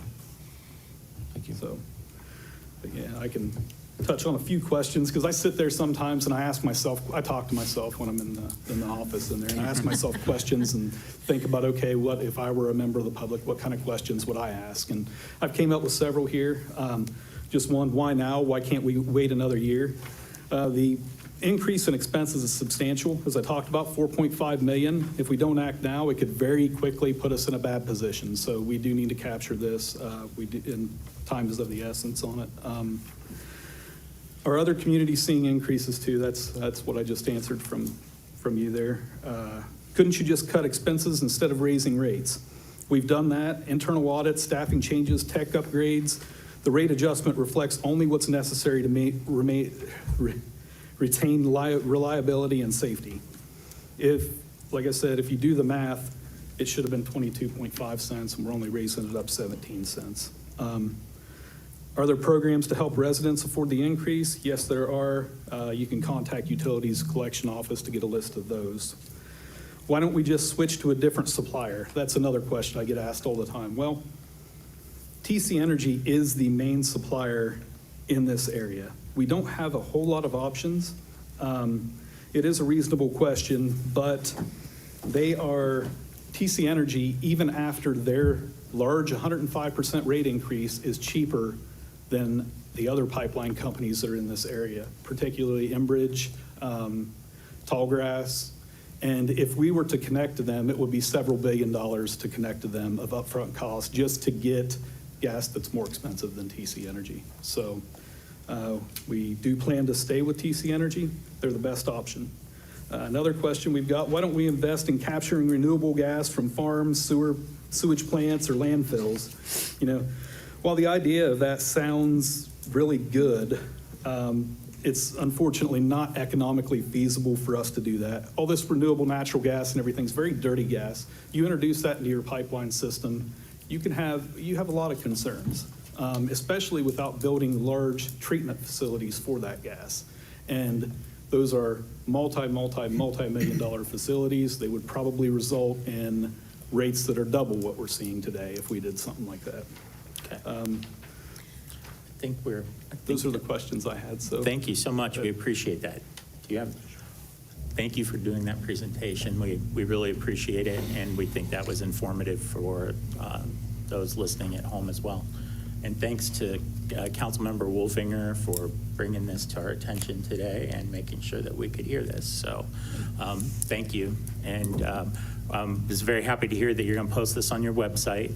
So we're hoping to see it. I'd also like to add, anybody listening, any of the public or any of you would like to come in to take a look at our operations and what we do. I really enjoy it when the public does come in. We get to explain some things and show what we got. So we're very proud of what we do out there at the gas department. So we'd welcome that. Mr. President? Yes, ma'am. I just want to add to what our auditor was saying. I want to emphasize the takeaway from this is this increase is solely for use by Lancaster Municipal Gas. Is that right, Kurt? That is correct. No other department in the city can access those funds or has any ability to use those funds? Correct. So just for the council and for public to understand, each year the state requires an annual audit. And at the end of that audit, most recently we received the Auditor's State Award with distinction. I should emphasize only 4% of the cities in the state of Ohio received that award, and it's for, quote, strong financial record keeping. And then we produce each year an annual comprehensive financial report, several hundred pages, and that is available on our website for you to review. And it has all these numbers that Kurt's talking about for his department, as well as every other department in the city, including the general fund. Is that correct? It is available to you now if you want to look at it. It's out there on the city's website. The reason I mention this is I want everyone to understand that water costs that we pay as ratepayers go to producing water. Sanitation rates we pay for sanitation go to collecting your trash. General fund income tax goes for paying for all of our city operations, police, fire, EMS, and other general governmental responsibilities. So there have been some ideas floating around, and I just wanted to make people clear that there's no commingling of these funds. The state auditor is going to make sure of it, but more importantly, our auditor is going to make sure of it. So I just wanted to emphasize that. Councilmember Teen. If anybody wants to go on the city's chart, website, there is a city chart, and it'll show like a hierarchy, who's, and citizens are at the top, and then it goes mayor, and then at the bottom you have the enterprise fund, so it'll show, and those are the ones that the money stays with them. Director Waite, if you have a clean copy of that handout for purposes of the record, if you could give that to the clerk, we would appreciate it. Okay. Yes. I will comment that when you go to the city website for the financial statements, it's not 2024 because Correct. the numbers Correct. are not audited yet. So what you're going to see is 2023. So we're not hiding anything from you, but they can't be released until the We're auditor working on certifies 2024's it, numbers. which will be about June, maybe. That's when state audit finally gets done with them. Thank you. Thank you for that presentation. We appreciate it. We know the meeting tonight's been a little long, and we appreciate you being here. Thank you very much. Thank you. We'll now move on to petitions and memorials. There are no petitions or memorials this Thank evening. you. We have now reached the time in our agenda for permission of voters and taxpayers to address council. I'll remind everybody of the 3-minute limit to address council. This is a time for you to address and provide information to council. It is not a question and answer period.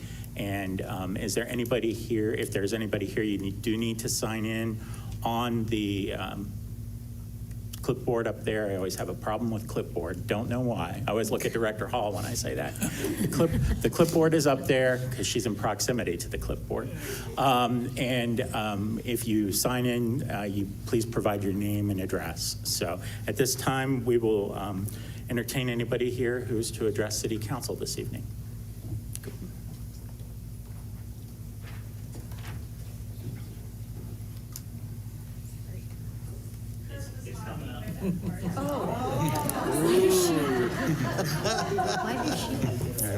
She stole the clipboard. Well, the clipboard was not in its regular spot.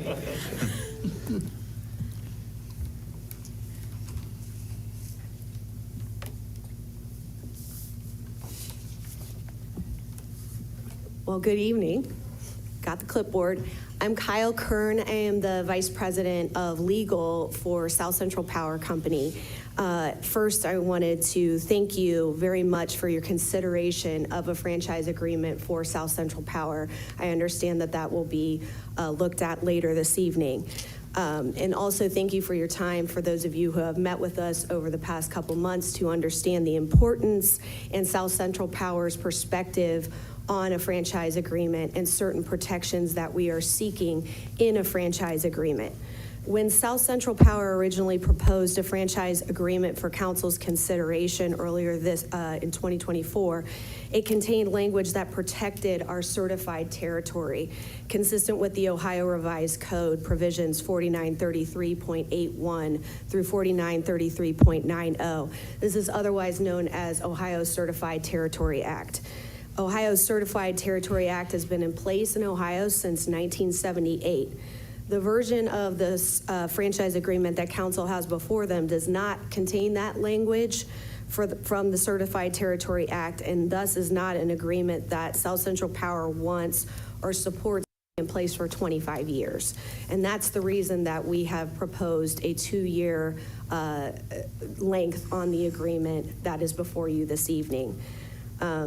We did not have the opportunity before it went to you to see if that language was in what was being considered by council, and we just think that the 2-year agreement is an appropriate time length for the agreement that you have before you. We do not support a 25-year agreement that removes the certified territory language that is critically important for South Central Power. It allows us to exclusively serve within our certified territory, so I think you can imagine why that's important to us. Again, we very much appreciate your attention and consideration. Thank you. Is there anybody else here this evening who wishes to address City Council at this time?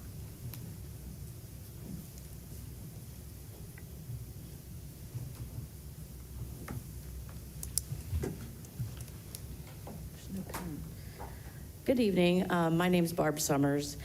I'm a lifelong resident of Lancaster, and I'm here because I submitted a claim to the city in February when my car was involved in hitting a large gaping hole on Lincoln Avenue.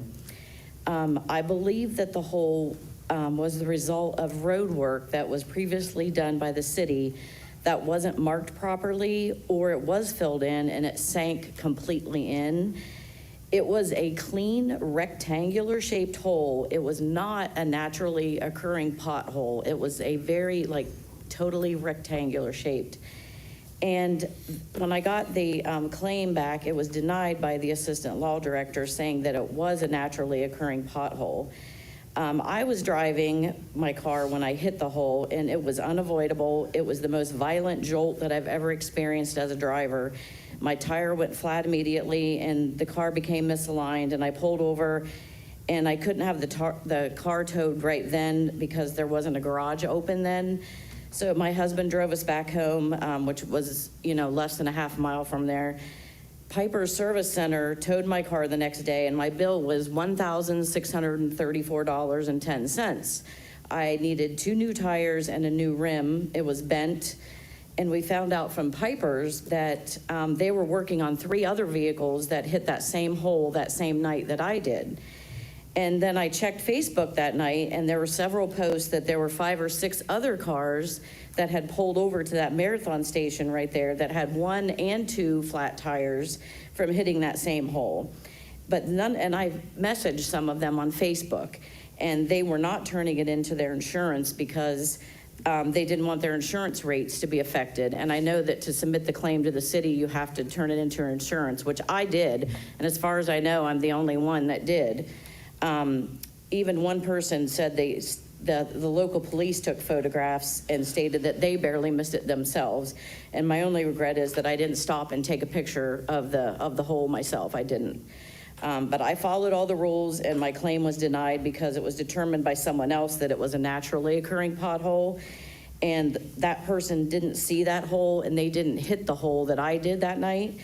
But I'm here to appeal to you, City Council, to approve my claim by resolution. I would not appeal to you if I didn't feel this strongly about it, but I'm well known to be a rule follower, and I teach my 3rd graders to stand up for themselves, and this is me leading by example. I thank you for your time and your consideration, and I don't see a pen up here to sign in. Thank you. Thank you. Do we have any other individuals who wish to address City Council at this time? Seeing none, we thank you for coming this evening. We'll now move on to the reports of standing committees. I have 4 Finance Committee meeting minutes dated March 25th, 2025, submitted by Mr. Wolfinger. Law Committee meeting minutes dated March 31st, 2025, submitted by Mrs. Kreitz.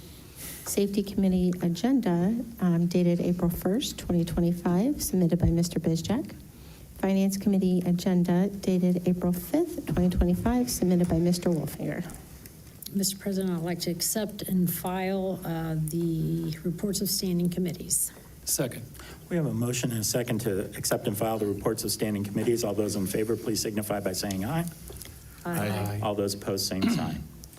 Reports of special committees. There are no reports of special committees to present this evening. Thank you. There is no public hearing this evening. We will now move on to the reading of resolutions. I'm beginning with the 3rd reading of temporary resolution 27-25. A resolution authorizing the City Law Director's Office to apply for the Violence Against Women Act grant. Law Committee, Mrs. Kreitz and Mr. Bizjack. Councilmember Kreitz. Yes, thank you, Mr. President. I would like to make a motion that council pass, engross, and enter upon the written record resolution temporarily number 27-25. Second. We have a motion and a second to pass, engross, and enter upon the written record temporary resolution 2725. Is there any discussion? Councilmember Kreitz. Yes, just briefly. This is an annual piece to apply for the Violence Against Women Act. women grant, which is a reimbursement grant, and the funds are used to help offset salary and benefit costs of one of our family and dating violence prosecutors. Thank you. Any further discussion? Hearing none, please call the roll. Mr. Ailes? Yes. Mr. Bizchak? Yes. Mrs. Kreitz? Yes. Mrs. Hoop? Yes. Mr. Leuchtenberg? Yes. Mr. Solly? Yes. Mr. Teener? I'm sorry. Ms. Teener? Yes. Mr. Wing? Yes. Mr. Wolfinger? Schoonover not being here really. I know. messed with me. Temporary Resolution 2725 passes 9-0. We will now move on to the second reading of resolutions, beginning with Temporary Resolution 28-25. A resolution to authorize the mayor to enter into a contract with the Fairfield County General Health District for public health services. This is through Administrative Services Committee, Mr. Leuchtenberg and Mr. Wolfinger. Councilmember Leuchtenberg. Thank you, Mr. President. This is the second of 3 readings. Second of 3 readings on Temporary Resolution 2825. Temporary Resolution 29-25. A resolution to appropriate from the unencumbered balance and to amend the certificate of appropriations with the county auditor in the Timber Top TIF Fund 3060. Oh, this is through Finance Committee, Mr. Wolfinger and Mr. Ailes. Councilmember Wolfinger. A second of 3 readings. Second of 3 readings on Temporary Resolution 2925. Temporary Resolution 30-25. A resolution of the City of Lancaster to approve the Fairfield County E911 final plan. This is through Safety Committee, Mr. Bizchak and Ms. Teener. Councilmember Bizchak. Thank you, Mr. President. This is the second of 3 readings. Second of 3 readings on Temporary Resolution 30-25. We now move on to the first reading of resolutions with Temporary Resolution 31-25. A resolution determining that a petition to establish the Lancaster New Community Authority is sufficient and complies with the requirements of Section 349.03 of the Ohio Revised Code in form and substance, setting the time and place for the hearing on the petition, authorizing the notice by publication of such hearing and declaring emergency. This is through Economic Development Committee, Mrs. Hoop and Mr. Wing. Councilmember Hoop. Yes, Mr. President, I'd like to make a motion that council suspend its rules and waive the second and third reading of Temporary Resolution 31-25. Second. We have a motion and a second to suspend the rules and waive the second and third reading of Temporary Resolution 31-25. Any discussion, Councilmember Hoop? This just has to be, there's a time frame of 30 to 45 days that this has to be done. Thank you. Any further discussion? Hearing none, please call the roll. Mr. Ailes? Yes. Mr. Bizchak? Yes. Mrs. Kreitz? Yes. Mrs. Hoop? Yes. Mr. Leuchtenberg? Yes. Mr. Solly? Yes. Ms. Teener? Yes. Mr. Wing? Yes. And Mr. Wolfinger? Yes. Motion to suspend the rules and waive the second and third reading of Temporary Resolution 31-25 passes 9-0. Councilmember Hoop. Yes, I would like to make a motion that council pass, engross, and enter upon the written record Temporary Resolution 31-25. Second. A motion and a second to pass, engross, and enter upon the written record Temporary Resolution 31-25. Any further discussion? No, this was introduced in finance, and again, it's just so that we can have the public hearing. Thank you. Please call the roll. Mr. Ailes? Yes. Mr. Bizchak? Yes. Mrs. Kreitz? Yes. Mrs. Hoop? Yes. Mr. Leuchtenberg? Yes. Mr. Solly? Yes. Ms. Teener? Yes. Mr. Wing? Yes. And Mr. Wolfinger? Yes. Motion to pass, engross, and enter upon the written record Temporary Resolution 31-25 passes 9-0. Temporary Resolution 32-25. A resolution to authorize all actions necessary to accept Northeast Ohio Public Energy Council 2025 Energized Community Grant Funds. Administrative Services Committee, this is Mr. Leuchtenberg and Mr. Wolfinger. Councilmember Leuchtenberg. Thank you, Mr. President. This is the first of 2 readings. First of 2 readings on Temporary Resolution 32-25. Temporary Resolution 33-25. A resolution to amend Permanent Resolution 7-22, authorizing the Service Safety Director to enter into an engineering agreement for for the various construction, administration, and inspection services during the North Water Treatment Plant Replacement Project, and to increase estimated receipts, appropriate from the unencumbered balance, and amend the certificate of other sources and appropriations with the county auditor in the Water Utility Reserve Fund 6027. This is through Water Pollution Committee, Mr. Wing and Mr. Ailes. Councilmember Wing. Yes, Mr. President, this will be the first of 3 readings. First of 3 readings on temporary resolution 33-25, temporary resolution 34-25. A resolution to authorize the Service Safety Director to enter into an agreement for engineering services on the Frederick Street Sewers Separation Project. Again, this is through Water Pollution Committee, Mr. Wing and Ms. Teener. Councilmember Wing. This is also first of 3 readings. First of 3 readings on temporary resolution 34-25, temporary resolution 35-25.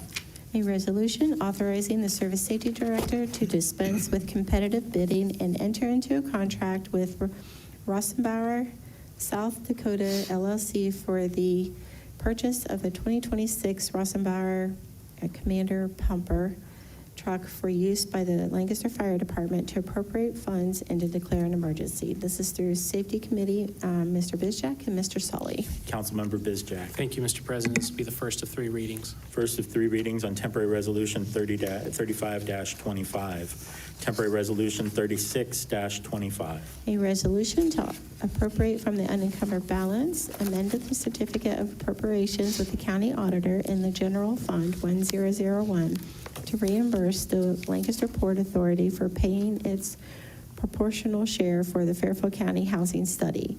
This is through Finance Committee, Mr. Wolfinger and Mr. Ailes.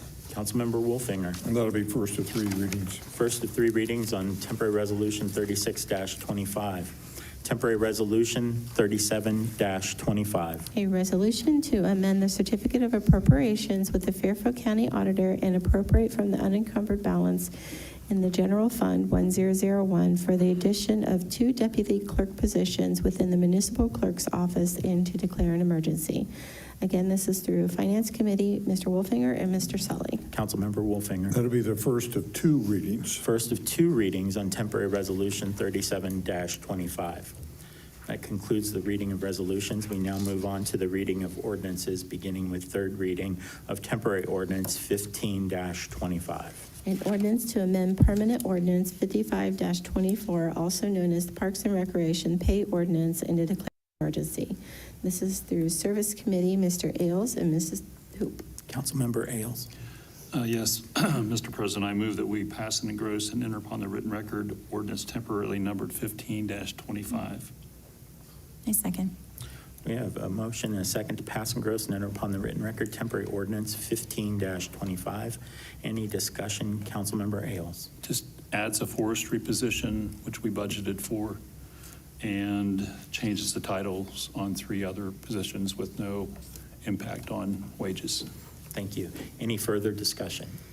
Hearing none, please call the roll. Mr. Ailes? Yes. Mr. Bizjack? Yes. Mrs. Kreitz? Yes. Mrs. Hoop? Yes. Mr. Leuchtenberg? Yes. Mr. Sully? Yes. Ms. Teeter? Yes. Mr. Wing? Yes. And Mr. Wolfinger? Yes. Temporary ordinance 15-25 passes 9-0. Temporary ordinance 16-25. An ordinance authorizing the mayor to grant 10 permanent supplemental easements to the Ohio Power Company necessary for the construction and maintenance of the electric facilities and to declare an emergency. This is through Law Committee, Mrs. Kreitz and Mr. Wolfinger. Councilmember Kreitz. Yes, thank you, Mr. President. I would like to make a motion that council pass, engross, and enter upon the written record ordinance temporarily numbered 16-25. Second. We have a motion and a second to pass and engross and enter upon the written record temporary ordinance 16-25. Any discussion? Councilmember Kreitz. Yes, briefly, thank you. AEP is in the process of rebuilding their transmission lines through the city, and because some of their facilities are on city property, they need these easements for job completion. Thank you. Any further discussion? Hearing none, please call the roll. Mr. Ailes? Yes. Mr. Bizjack? Yes. Mrs. Kreitz? Yes. Mrs. Hoop? Yes. Mr. Leuchtenberg? Yes. Mr. Sully? Yes. Ms. Teener? Yes. Mr. Wayne? Yes. Mr. Wolfinger? Yes. Temporary ordinance 16-25 passes 9-0. We do have temporary ordinance 52-24 star listed on the third reading. Please read that.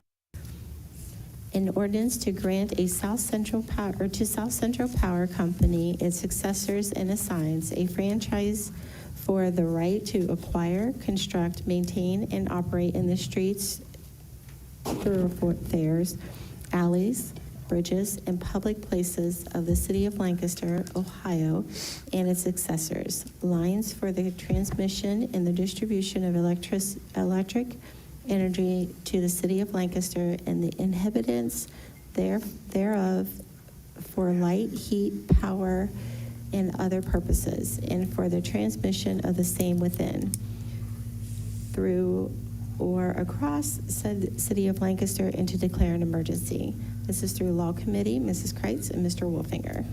Yes, Councilmember Kreitz. This is on the table. What should we do with this? You can remove it from the table and act on it as it is, as temporary ordinance 5224.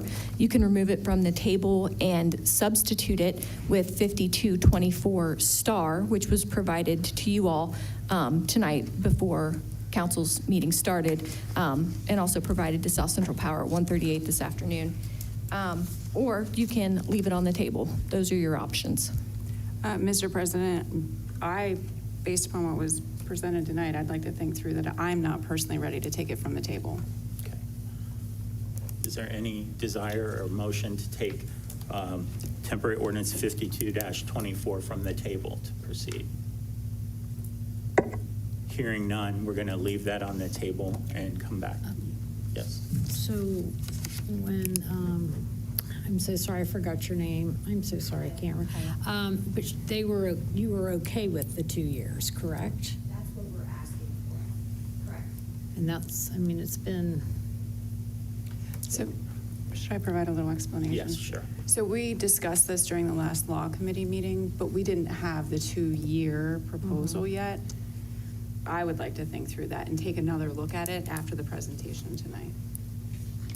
Personally. Because they were 5 years and now we're doing 2. And I mean, the whole thing to me, anyway, I've known South Central since I was a kid. We had it, the whole thing to me was just very odd what happened. Anyway, and I just think that they're a really good company, and I just think we should go with what they I think we value our community partners, and I believe that they're a valued community partner, but I also believe that we've had the sponsor express that she would like to not remove it from the table this evening. Councilmember Wolfinger? I was a little confused on their procedure. You have it on the agenda as a star, but it's still tabled. Correct. But it's not a star, but we shouldn't even read it unless we have a motion to take it off the table. Is that correct? I'm looking at parliamentary procedure. It's on here. I'm making sure that we're. Yes, he's correct. Yeah. Right. Okay. Thank you.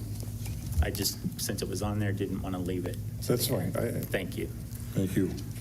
Okay, so we'll now move on to the second reading of ordinances with temporary ordinance 19-25. An ordinance providing the issuance and sale of notes in the maximum principal amount of $7 million in the anticipation of the issuance of bonds for the purpose of paying the cost of the renovation and rehabilitation of the City Hall building and otherwise improving the site therefore, together with all necessary appurtenances thereto, and declaring an emergency. This is through Finance Committee, Mr. Wolfinger and Mr. Sully. Councilmember Wolfinger. Thank you. Second of 3 readings, please. Second of 3 readings on temporary ordinance 19-25. Temporary ordinance 20-25. An ordinance to accept the annexation of 5.08 plus or minus acres in the Pleasant Township and to declare an emergency. This is through Economic Development Committee, Mrs. Hoop and Mrs. Kreitz. Councilmember Hoop. Yes, thank you. This is second of 3 readings. Second of 3 readings on temporary ordinance 20-25. Temporary ordinance 21-25. An ordinance to amend the zoning map subject to passage of the annexation of 5.08 plus or minus acres in the Pleasant Township and to declare an emergency. This is through Economic Development Committee, Mrs. Hoop and Mr. Wing. Councilmember Hoop. Yes, this is second of three readings. Second of three readings on temporary ordinance 21-25, temporary ordinance 22-25. An ordinance to amend section 1339.13 of codified ordinances of the city of Lancaster entitled Wireless Telecommunications. This is through Code Enforcement and Zoning Committee. Mr. Leuchtenberg and Mrs. Hoop. Councilmember Luchtenberg. Second of three readings. Second of three readings on temporary ordinance 22-25. First reading of ordinances, temporary ordinance 23-25. An ordinance determining the establishment of the Lancaster new community authority will be conducive to the public safety, convenience, and welfare, and is intended to result in the development of a new community and declaring the new community authority to be organized by a body politic and corporate, defining the boundary of the new community district and declare an emergency. This is through Economic Development Committee, Mrs. Hoop and Mr. Wing. Councilmember Hoop. Yes, this is first of three readings. First of three readings on temporary ordinance 23-25, temporary ordinance 24-25. An ordinance to amend permanent ordinance 1-25, also known as the amended non-union pay ordinance, and to declare an emergency. This is through Administrative Services Committee, Mr. Leuchtenberg and Mr. Wolfinger. Yes, Councilmember Luchtenberg. First of three readings. First of three readings on temporary ordinance 24-25. We had our discussion regarding tabled legislation. We're now on unfinished business. Any unfinished business from council members this evening? Hearing none. New business. Do we have any new business from council members or anyone in the administration or any other elected official here this evening? I do want to announce again, the public meeting is set for May 5th of 2025 for the Powers Runs annexation. Okay. And is that the same date as, that's the new community authority one? Yes. Okay. There's no annexation. They've been part of the city since the 70s. Yeah. It's the new community. It's the new community authority in the TIF incentive It's district. associated with. Yep. Mr. President, I do have a question. Sure. I think maybe the law director can help. You know, the legislation on 2325 talks about setting it up, the boundaries and all this and that. Help me understand who will be doing that, who will be on the committee, and to lay all this out. So the board is set up by the mayor with council's approval. So that body gets set up by you all.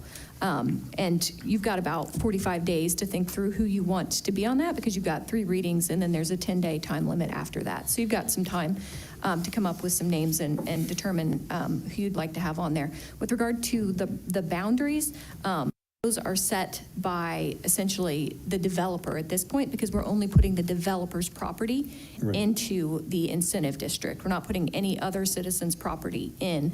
They've agreed to be in the NCA, the new community authority, in exchange for the potential TIF revenue to reimburse them for some of the expenses that they're going to pay to come to the community and put in all that infrastructure. The number is 7 members of the board? Yes. Did I read that? Yep. So initially, may I assume that the first 7 members will probably be the developer as one, probably, or not?